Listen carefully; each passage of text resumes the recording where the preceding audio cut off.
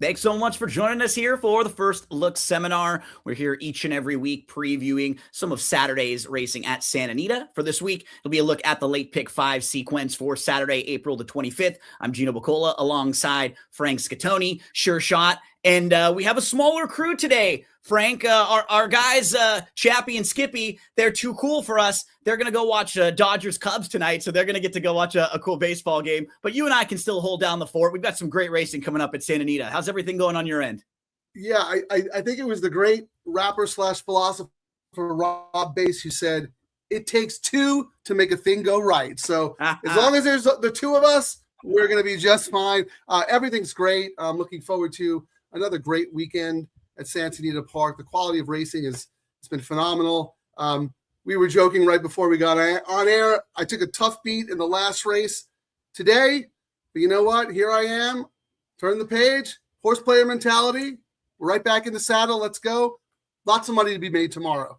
You swallow it, right? There's always another race coming up somewhere, and we're going to have a pick 5 sequence coming up. We're also only a week away from one of the biggest races each and every year, the Kentucky Derby. So on Saturday, they will actually draw the fields for the Derby and the Oaks. So by the end of Saturday, you'll have the past performances out for Kentucky Oaks Friday and Kentucky Derby Friday. I know everybody will be diving in over the weekend. And next weekend, there will be a So Happy t-shirt giveaway. So Happy had his final workout today in preparation for the Kentucky Derby. So best of luck for the horses that'll be coming from Santa Anita and from Southern California. But Frank, we need to pad the bankroll. We need some money for next weekend. There are going to be big pools to wager in, big fields, and we're going to hit this late pick 5 sequence. So if you want to follow along with us, get those daily racing form past performances out. Let's head to race number 5 where we start things out, Frank. And in this one, we have an optional 32.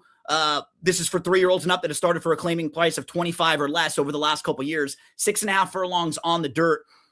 The 2-horse Red Flag, I think will take a good amount of money in here. Just looking at some of the horses that he's been facing as of late, this just seems like a massive drop in class for him. We have a wild card like Malibu Coast who has some layoff lines, but some good races before that on the turf, not a whole lot of dirt form. That horse is a massive price. Once you got beyond Red Flag, though, it's sort of like him and then another tier of horses. And I think a lot of this race kind of comes down to how do you feel about Red Flag and how are you going to stack your tickets up with him starting this late pick 5?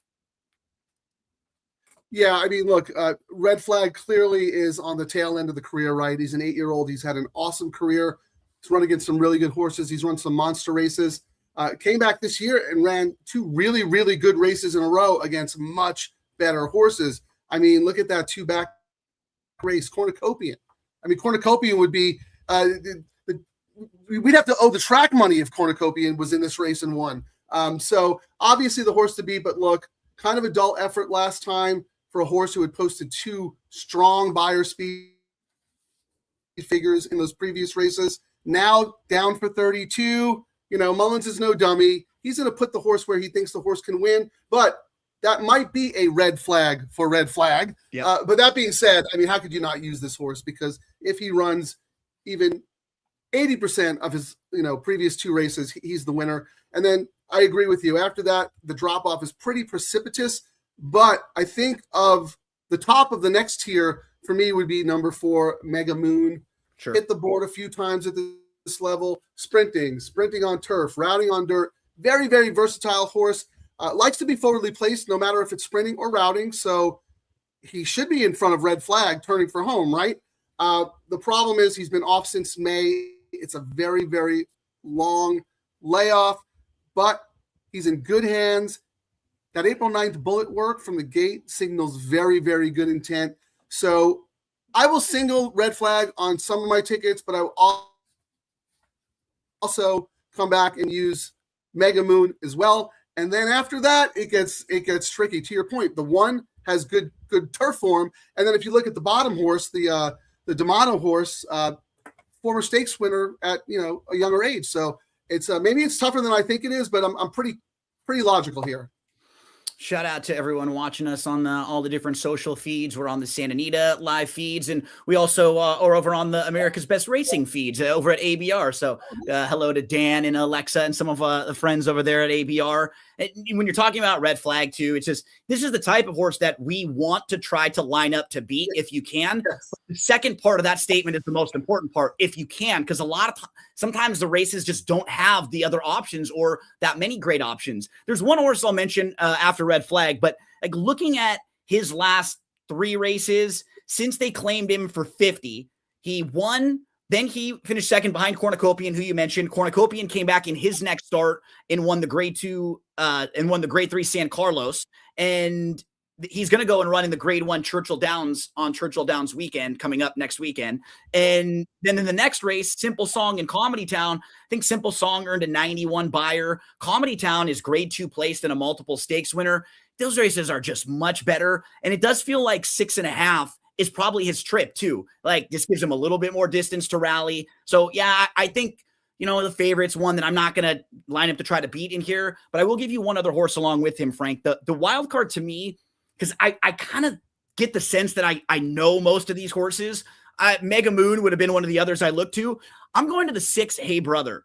So this is a horse who, you go back earlier on in his career, he had some really good races at Santa Anita against maiden special weights that had some serious buyer speed figures. You could see he broke his maiden going 6 furlongs on the dirt. He ran third at 7 furlongs. He's a horse that at least we know he can get up to like an 85, 90 buyer speed figure on his best days. Then what happened? He's got some layoff lines. You see, he's off from April to August of 2024. He's off from August 24 to January 25. He's off from March for a full year, March 25 to 2026. But he actually ran well off the bench at lower levels. They've been just being really putting him in softer spots that he could really handle. I like it that second start back after this long layoff, they said, you know what? Let's step him up a little bit in this race that once we get beyond Red Flag, nobody really scares you all that much. He could be in the mix early. He has enough early speed to be there, Frank, but he can finish a little bit too.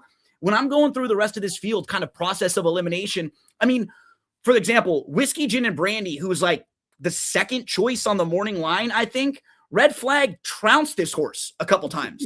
So I'm kind of looking for other horses elsewhere. And to me, Hey Brother's kind of a wild card. He's sort of a new face because we really haven't seen him around all that much over the last couple of years. I think he's an interesting horse to use, but yeah, I'm kind of 2-6. It sounds like you're kind of 2-4.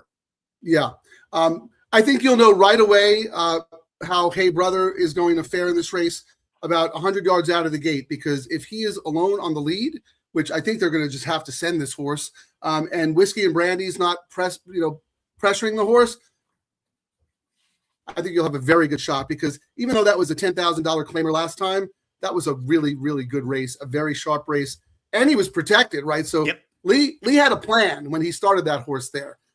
So yeah, I mean, I wouldn't be surprised. But again, to your point, if it's not Red Flag, could be a couple of other ones. It's going to come down how you structure your tickets and what you can afford to do or not. Yeah.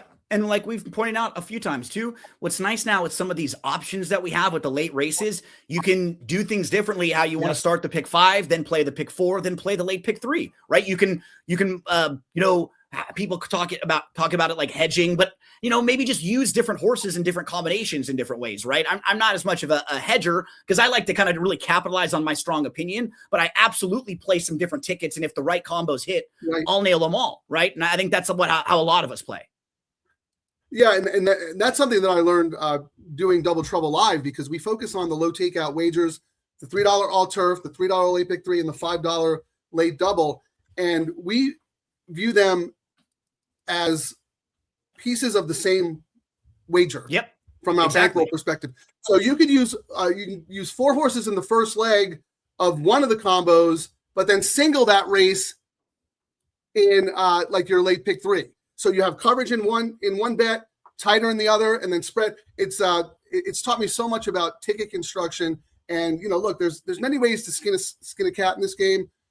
We can come up with the same horse to bet on from a million different ways. Same thing when it comes to cashing a ticket. Someone could do a cold pick 3, or a caveman pick 3, or I could have 10 different pick 3 combos going, and we could all cash. So it's figuring out what you're good at and maximizing those strengths in these multi-race sequences, starting with the late pick 5.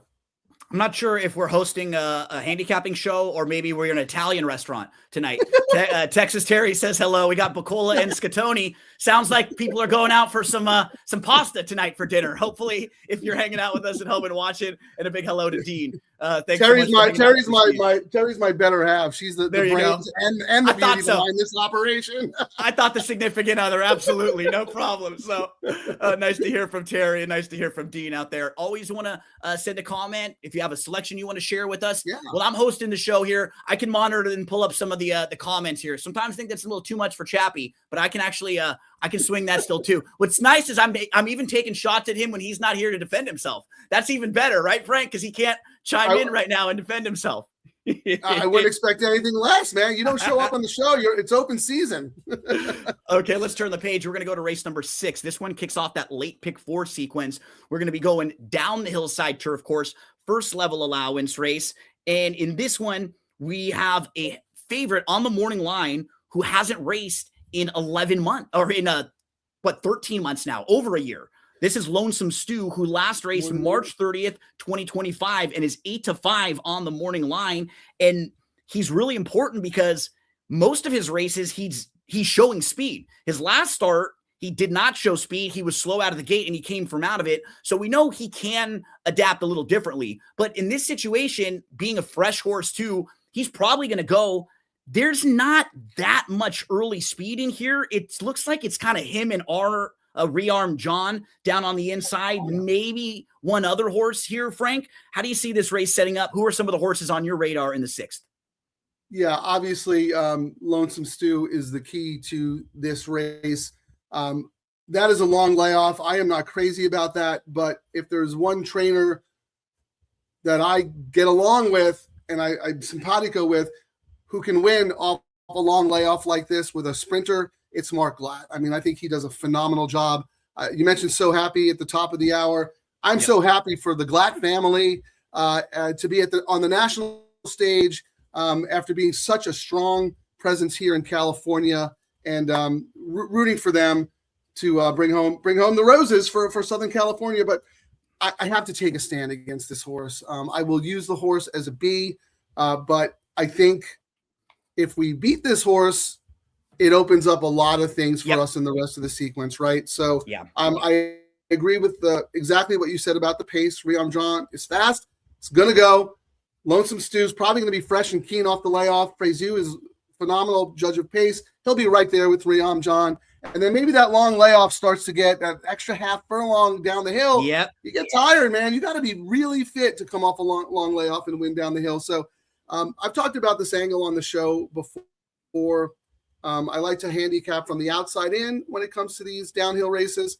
And I'm always looking for horses who have route speed and are now cutting back. Now, there is a world in which this is a prep race for number 7, September 64, because I typically like to see recency with that cutback move. But look, this horse ran in a grade 2 to close out the 3-year-old campaign, been off since that race. I like that kind of sharp route speed from an outside post down the hill. And if you look, I mean, this horse won at 5 furlongs, so he is a capable sprinter. And I just think if this horse is ready, look, I know Pipey's recent stats, if you look in the DRF, only 5% the last year or two off this kind of layoff. But look, we talk about knowing a circuit. If you go back 5 years, Pipey's number off a long layoff was probably 30%. It all depends on the kind of stock you have, right? And what your goals are. So that doesn't bother me so much. So that is absolutely my price play in here. And then number 3, On the Whim, Calbred Stakes winner down the hill. He hasn't gotten that elusive N1X win, which is what this level is. But look, this is an honest horse, tries really hard. I think he's sitting on a peak effort, 3rd off the bench. And, he could also sit like that perfect tracking trip, and he'll get first jump on, anybody else behind him. So 7 and 3 A's, strong plays on my tickets. But I mean, I'm not in the pick 5. You don't have to be a hero, right? You can still use a favorite because you have other legs that you can get crazy in. So I will have Lonesome Stew on some backup tickets, but I'm going to build my day around the 7-3, trying to beat Lonesome Stew in this race. We are going to be very similar in here, Frank. I have 3 horses. I'm going to be using the 2, 3, and 7 as my 3 horses, Okay. also Nice. trying to beat Lonesome Stew. So you mentioned September 64. If people look at first glance and just see the 1 for 4, those other 3 races he ran are not bad either, right? He just ran in 2 tougher races, a graded stakes race, and then another race that was like a stakes race, going a mile and an eighth. And he did not perform poorly in either of those races after showing speed. He's drawn well. I think he's going to be in a really nice spot here on Saturday. The 3 on the whim, I mean, you start diving into him overall, his overall turf form is just pretty sneaky. Like, he doesn't have a lot of bad races at all. He's going to go 3rd start off the long layoff. He had some legit trouble in 3 of his last 5 starts that you can look at and you can make like a legitimate excuse for why he didn't run a little bit better that day. And most recently, he had some traffic trouble. He was behind a horse named Flyover. Flyover was actually a horse that we see beating our Rearmed John down on the inside also. So, Flyover was a tough horse that got loose on the lead and on the whim didn't have much of a chance that day. That was also in a pretty tough spot. Look who he was behind 2 starts back, Captain Choo-Cheese, who was one of the sharpest horses out there, right? So on the whim, facing some really nice horses now, 3rd start off of a long layoff after he was off about 11 months there. I think the 2 is going to run really, really well. On the whim, the 3, and then the 2, Sir Rocket. You look at the 3 races Sir Rocket has run going 6.5 furlongs. One of them finished 5th, beaten 2 lengths, and was okay. The following 2 were very good. Just missed, was 3rd, only beat ahead that day, and then came back. That race 2 starts back on October the 11th, the California Flag. The winner of that race, Man of Rose, was in the middle of a 5-race win streak. Yeah, it's a monster. Second place finisher, Lovesick Blues, is actually a grade 1 winner. He beat grade 1 company in the Bing Crosby in the summer sprinting before that. And then he went and he ran 6th in the Breeders' Cup in a field of 14. Like, he did not run a bad race following that. You keep going through that field. I mentioned Flyover, Cali Cat. They were both in there. They both won next time out. So Sir Rocket was in an absolutely loaded race on October the 11th that had 3 next out winners. I'm going to go 2, 3, and 7. We're using a lot of the 2 of the same horses, and we're going to try to beat the horse who we think will be the short price favorite and use some of that next tier of prices here. I'd be stupid not to throw in the 2. You make a great case for the 2. I've always liked the 2. If I'm trying to beat the 6, why wouldn't I throw in the 2, right? I mean, those are the types of horses we're looking for. Yeah, exactly. So, Frank and I are going to turn the page now to race number 7. We want to remind all of you, if you're ever curious what's happening this weekend out at Santa Anita, you can just go to the website, santaanita.com, and check it out. I know they are gearing up for a big Kentucky Derby party next weekend, family fun zone, the Derby barbecue, apron picnic. You got the front runner buffet and the So Happy t-shirts. That's going to all be happening next weekend, Derby weekend out at Santa Anita. So head on out there live if you're not going to be at Churchill Downs. Frank, we move to race number 7, 10,000 claimers, non-winners of 2, going a mile on the main track here. From a morning line and odds standpoint, we can start with the 7 to the outside, Little's Coffee. This horse is taking a pretty big drop in class coming in from Turfway Park, where the racing at Turfway over the last 2 years has really, really improved. It is much stronger. They have some of the biggest fields and most competitive racing of any track out there. And Little's Coffee didn't even run all that poorly last time out against 30 not winners of 2 when finishing 2nd. 3 starts back wasn't bad in a first level allowance race when finishing 3rd. Doug O'Neill's had a pretty good year, and he just seems like he's seeing the ball well and making a lot of right moves. Just starting with this horse, this is the one to beat if he shows up with any of his better races. It's kind of another situation where you have him or her, Little's Coffee, and what do you want to do with her? And then I think you have the rest of the field, right? You're sort of, are you going to shorten up with her? Are you trying to beat her? And then, the other few horses that are contenders in here, they're kind of in the mix in another tier. Frank, how do you want to approach this race, which kicks off that late $3 pick 3? Yeah, Gino, I agree with you. I will say this, and I've said this on the show too. We're dealing with $10,000 non-winners of 2 lifetime. So these are not, and fillies and mares. So these are some of the least reliable runners on the circuit. And whenever I think a race like this looks formful, it's throw a dart. You know, I mean, like chaos happens. So that being said, I do think this race looks a little formful, but the two horses that look the best have major question marks, right? So to your point, Lil's Coffee, huge class standout. Doug O'Neill, Jaramillo.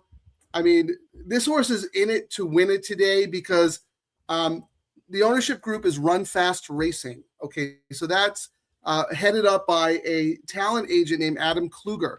And you know who some of his clients are? This horse is named Lil's Coffee. He represents Lil Yachty, Lil right? Yachty. Yes, and Lil Wayne. So this is the little play. Like, this is the pop culture play. I have to think that it's go time for this horse. They're trying to get a win, right? They want to get the picture taken. 100%. And you know what? They had a nice little run with this horse. I know 1 for 12, but 5 seconds and a third. So this is an honest horse. Can this horse, run well on dirt? Well, when you drop this far down the class ladder, it doesn't matter. So I'm not too worried about that. Absolutely have to use that horse. The other logical one, 7-2 on the line, Exington, re-adds blinkers after fading last time against much better on turf. She isn't much faster than a lot of these on paper, but she's another class dropper, right? I mean, coming out of a 25 beaten claimer, her N2Ls were 25,000, 25,000, 16,000. So she's about as low as you can go when it comes to conditional claimers. After that, though, it's like total chaos. And I am going to have one ticket where I am super spready on here in case it falls apart. I won't name I'll name the horses, but I won't make cases for all of them. But the one that I'm most intrigued with is number 6, Can't Deal With It. Played for 10 last time. Finished second against similar types at 3-1. That's a pretty good race. She was off slowly. She was well off the pace. She got shuffled back. She was like 3 lengths and then 7 lengths all of a sudden back. She still managed to run nicely late. I know she's never been around 2 terms, but I talk about how I use Formulator. I like to look at the incremental splits. This horse's closing time in her sprint races are very, very good. I believe the trainer used to be Mike Pipey's assistant. So he's a smart guy. I think he claimed this horse, hey, maybe I can get her to go 2 turns. So at 8-1, I'm going to take a little gamble on that. And then if you're really, really spreading, I would consider the 1 and the 3. But this race could really blow things up if Lil Yachty and Lil Wayne aren't in the winner's circle.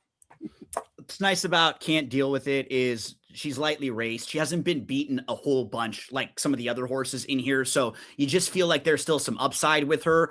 I think the 7's the horse to beat. Yeah. I'm going to go, I might try to get out of here too deep if I can with the 7 and the 1. You were kind of mentioning the 1 a little bit here. So I'm going to toss the turf races. Yep.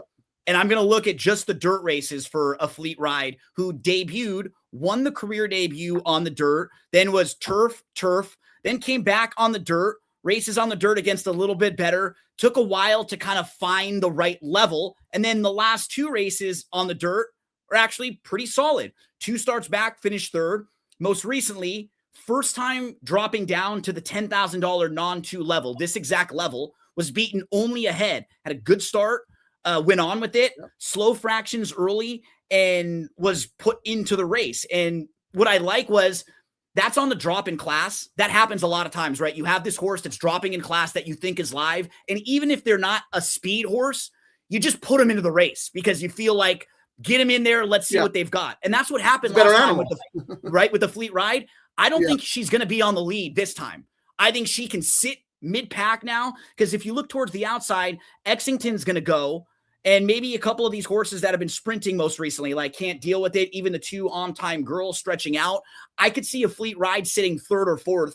I thought that was a really good wake-up call kind of for her at the level. It proves that's right where she fits. She's now going to be able to sit inside, save all the ground. The horse that she beat, she ran 2nd. The horse that ran 3rd came back to went over to Turf Paradise and won.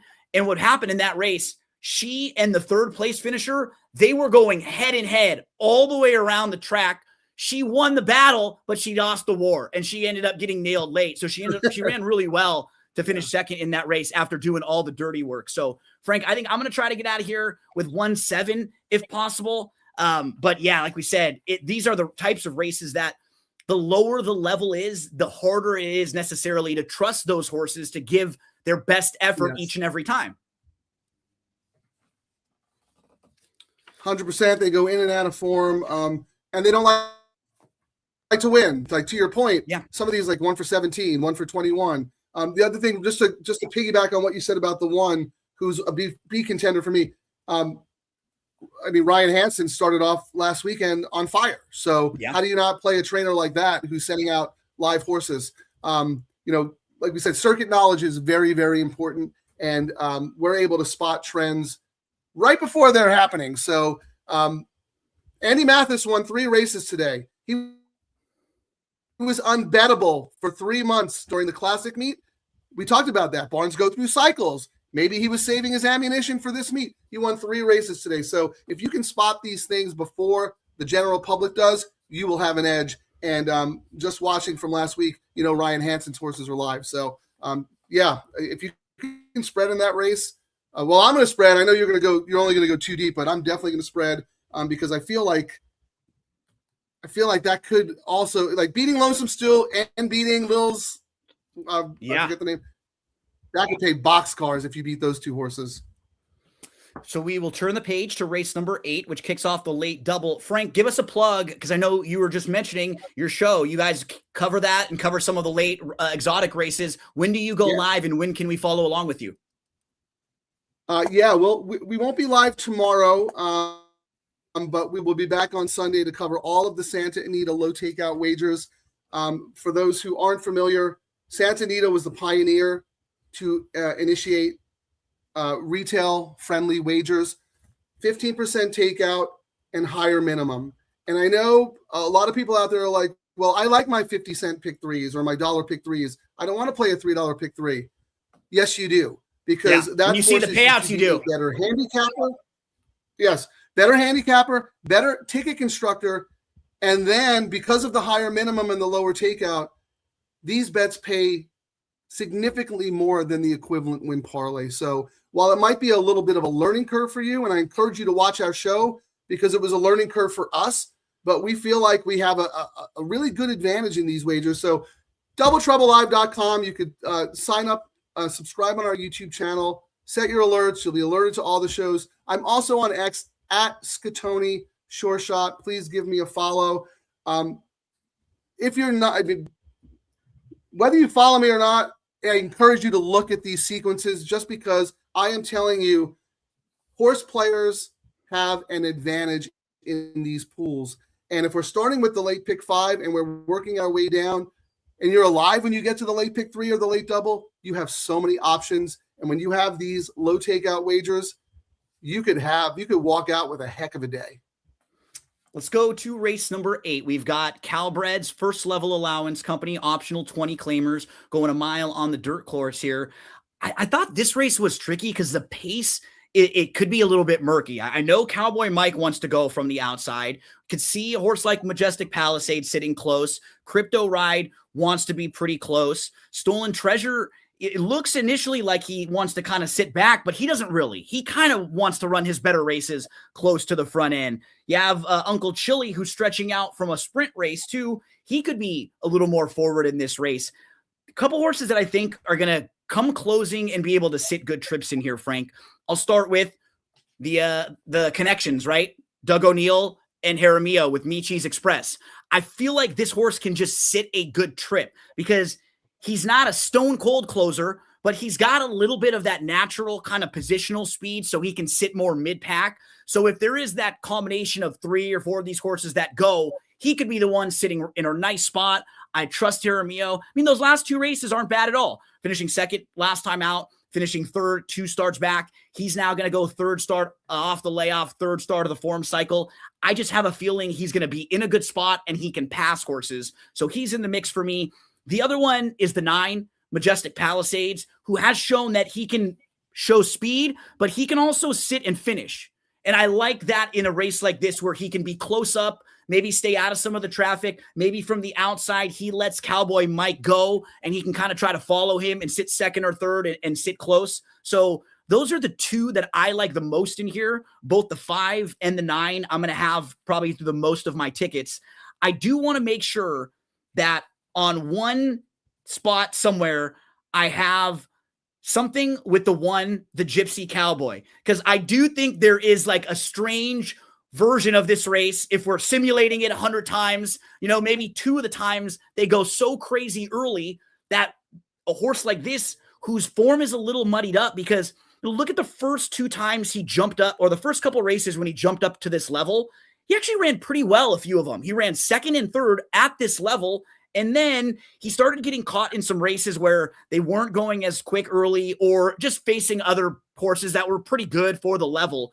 But here, maybe they go really, really quick, and we know he can pass horses. Even 2 starts back, that's not that bad of a 3rd place finish behind Majestic Palisades, who I was talking about. So 5, 9 for me, the 2 that I really like. I thought the fun long shot to get in the mix somewhere is the 1, the Gypsy Cowboy. I'll hand the baton over to you, Frank. Yeah, and I think you hit the nail on the head. The pace is very difficult to sort out here, because I think, number 10, Cowboy Mike, to me, is a class standout on paper, right? Yep. And if Cowboy Mike is going to run to his best races, there's no way that this horse will be 3-1, because this horse has dominated in these races before, right? And Yakteen is taking off the blinkers. And Giroux, I know Giroux went to the lead last time from an outside post, but that was against much better horses. And I think they probably felt they had no chance but to try and steal that race. Didn't work out. I'm wondering what's going to happen here, because if Cowboy Mike makes the lead, we see with these big class droppers, once they get to the front, they're gone. No one's going to pass them. But I could also see a world, and this is actually what I'm hoping is going to happen, because Yakteen did take those blinkers off. I think Giroux is probably one of the better jockeys in America who can get horses to relax. He's a very patient rider. He's got good soft hands early in the race. If he can get this horse to kind of settle and stalk wide off all of those other horses that you mentioned, who will probably be contesting for forward position, and this horse is this horse, I think he absolutely beats this group. Now, that being said, there's a reason he's going from 50 back down to 20, right? So you have to factor that in. But absolutely using the 10. I am also using Uncle Chili. I know the route is a big, big question mark, but this horse, just in good form, is running some really fast races. Look, Mullins is doing everything right. And if Mullins thinks he can get this guy a win at 2 turns, I'm going to argue with Jeff Mullins. First of all, I'm going to be wrong. Second of all, I was going to say, beat the Macho Man. He will definitely body slam you and bench press you. Like, he will use you for his next workout, So I'm losing the argument and the fight. So I'm not even going to question it. But again, though, so Uncle Chili and Cowboy Mike, even though I like them, there are serious question marks right around them. So looking a little deeper, I'm with you on Mises Express. My problem with Mises Express is that he hasn't really shown a will to win. Nope. But he hasn't been in O'Neill's barn all that long, right? And this is if you look, it's the 3rd start of the form cycle, sitting on a big race. Jaramillo sticks around, and you're right. This horse is tactical. So if they go super fast, Jaramillo is just going to suck back and stalk in a perfect position. And if they go slow, the horse is going to be right there through slow fractions. So absolutely using that horse as well. My wise guy horse in this race, I know you mentioned the 1, and you're right. If it's a meltdown, the one's going to run the race. Just grind it out, and if everybody backs up, the 1 could absolutely win in a race like this if it's a fast pace. But number 8, Fix It Quick. I thought this horse ran like a short horse last time. Was coming off a very long layoff. Was off at 25-1. Was not really expected to do much. I think that horse moves forward today. The problem is Mises Express kind of handled him very, very easily last time. So can this horse improve enough to not only beat Mises Express, but to beat some of the others as well? But again, if he gets a fast pace to grind into, maybe it's a 1-8 Gino Longshot, Frank Longshot, exacta, and then they were all celebrating.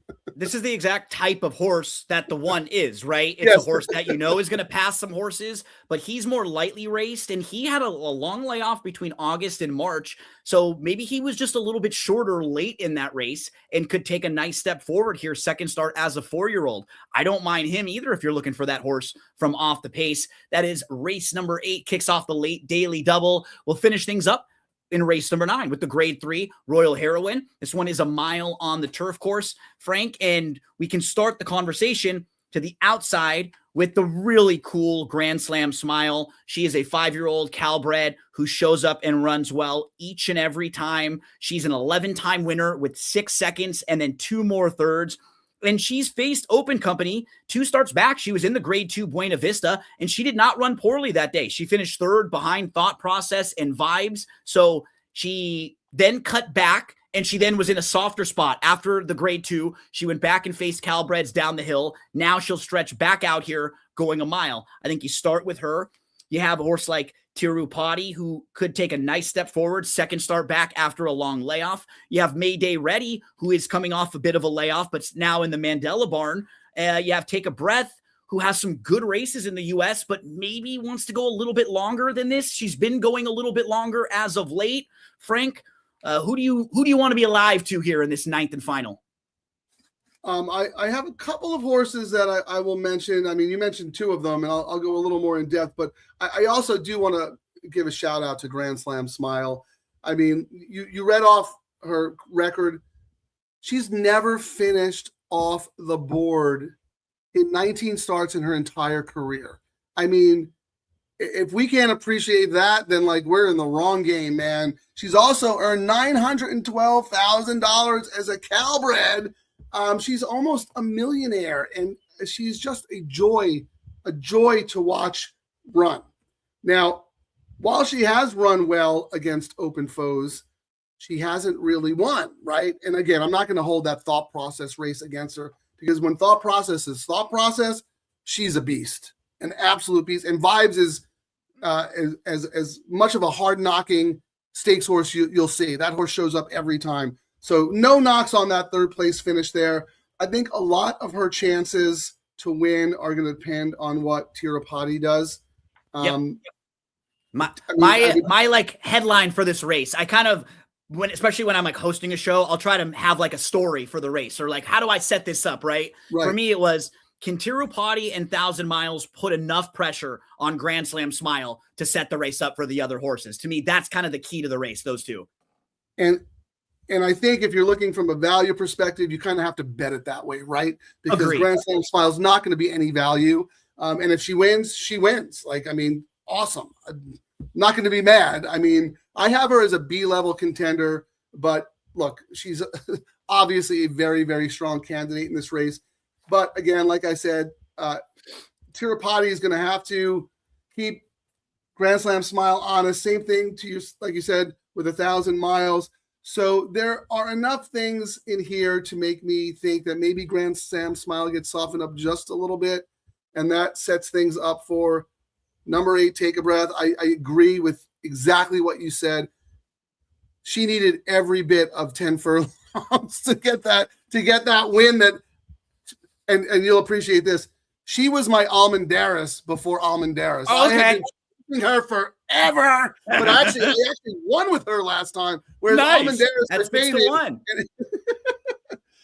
I've always liked this horse, and maybe I'm being a little too sentimental, but I've always been expecting her to really step up and be an elite horse out here in the graded stakes races, and I'm basing all of that on her first race in the country, the Del Mar Oaks, which I thought was phenomenal for and whatever, you make some excuses, this, that, again, the grade 1 American Oaks, she finished 4th, no shame there.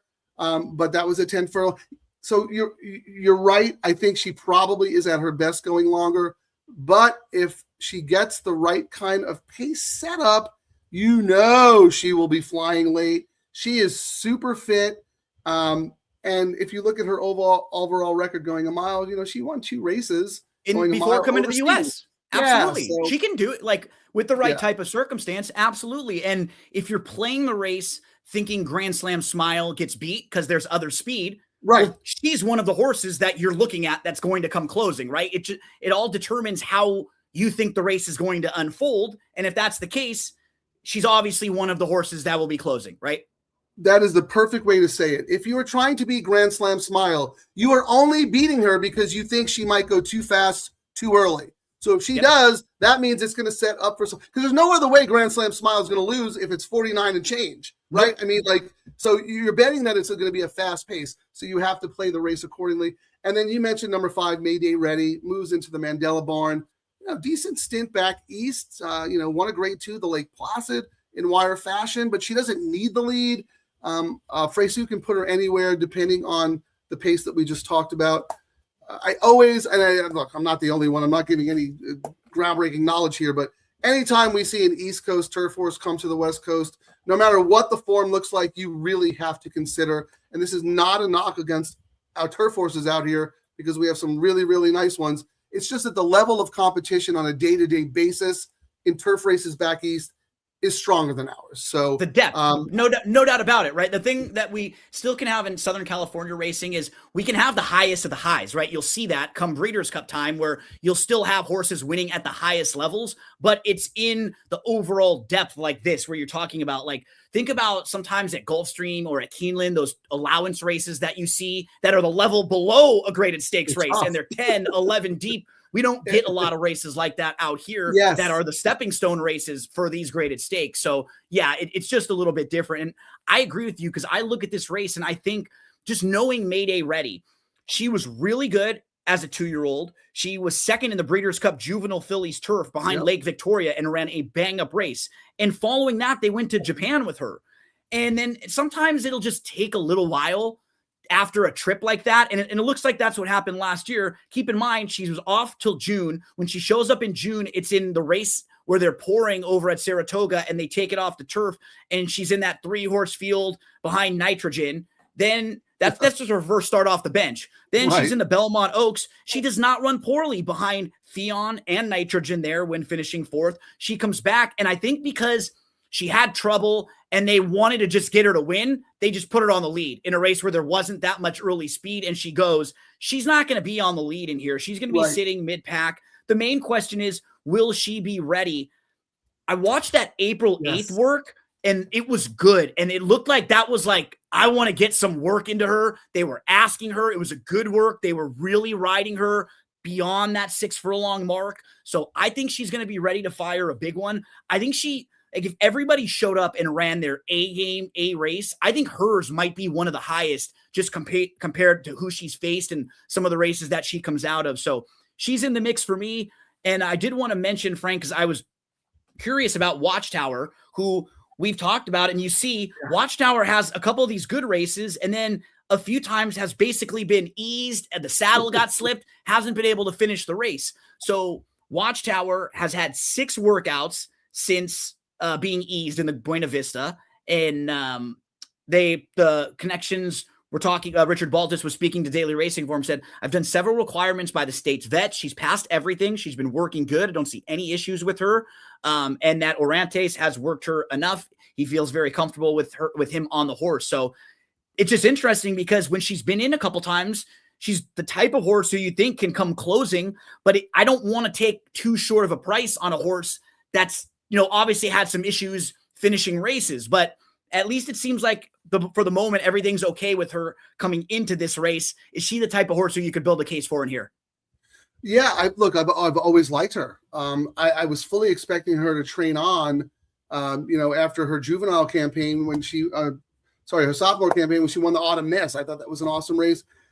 She has a lot of sneaky form, to your point. I don't know about those races that she didn't finish. I'm just glad the jocks protected her and she's, safe and happy. And look, Baltus has been around for a long time. He's learned from some of the best. I trust he's not the kind of guy who's going to put a horse in a race if he doesn't think she's going to run well, or if there was an issue coming out of that previous race. And I'm glad you mentioned Orantes, because look, Baltus is also a little bit of a, he's a little cagey. He's a Absolutely. shrewd guy. Little Toro Escalante in him, right? Yeah. Yeah. I was going to say, if like Mike Smith was on this horse, I would X the horse because everyone would be like, well, the horse is doing well. The horse is live. Mike Smith is riding. I think the opposite. I'm like, he may be putting Arantes up because he knows the horse is doing phenomenal and he wants to like throw a smoke screen. He doesn't want anybody looking at the horse because Arantes is running. And all of a sudden the horse sneaks away at 20-1 and wins because this horse is capable of winning a race like this if she can get back to her best form. It's been very difficult for her to do that for whatever reason, but I have her on my list of secondary contenders. My A's are Take a Breath and Mayday Ready, but to the point, if we're trying to beat Grand Slam Smile and also Tirapati, I mean, you have to be alive. I probably won't use her on my pick 5, but I will use her in my doubles and pick 3. So that's what I say when we talk about playing these bets together. This is exactly the kind of horse that I don't have to make my pick 5 ticket more expensive by adding her because, I mean, she is a long shot, let's face it. But in the late pick 3 and the late double, I can absolutely use her. So if she wins and I'm, if I'm alive to her going into the last race, I know what I'm going to get paid. And yeah, I mean, I'm surprised she's so short on the morning line at 6. I don't know why, but whatever, we'll see. But I'm actually glad you mentioned her because I've always really liked her. She just hasn't really fully put it together. Tirapati looks like a player's second start back, probably one that a lot of people will be using in the mix as we finish. Yeah, and as we finish things up here, big thanks to Chappie and to Skippy always. They're hanging out over at the Dodger game. Dodger Dogs, drinking some beers, send them over our way. But no, all joking aside, Frank, it was a blast sitting here talking with you for the last 45 minutes or so. Always love picking your brain on these races. Thank you to everyone for hanging out with us. Don't forget, that late pick 5 that we went over, it starts in race number 5 tomorrow at Santa Anita. Then next week, you can hang out and watch the Kentucky Derby live at Santa Anita. And the draw for the Kentucky Oaks and the Kentucky Derby will be tomorrow. So we will know exactly what that field looks like. Everything will be set. Frank, this is like a really fun time for all of us horse players. We are going to have a lot of races to handicap and to study. And I look forward to talking to you next week where we're going to be talking Santa Anita, but we're definitely going to be thinking a little Derby as well. Lots going on, man. It's the best time of year for horse players because now we got Triple Crown, summer racing, and then before you know it, we'll have the Breeders' Cup. Like, let's go, man. Let's crush it. Let's win our all bets. And thank you always, Gino. I really enjoy talking to you. Like I said on the show last week, I'm not just a guest on the show. I'm a viewer as well because when we kick it around, it helps me zero in on things that I may have overlooked. So I appreciate you. Thank you so much, Frank. You can hang out with us each and every week on Friday, about 10-15 minutes after the last race goes official. We'll be here live previewing Saturday races at Santa Anita. Have a fantastic weekend, and we'll see you back here next week.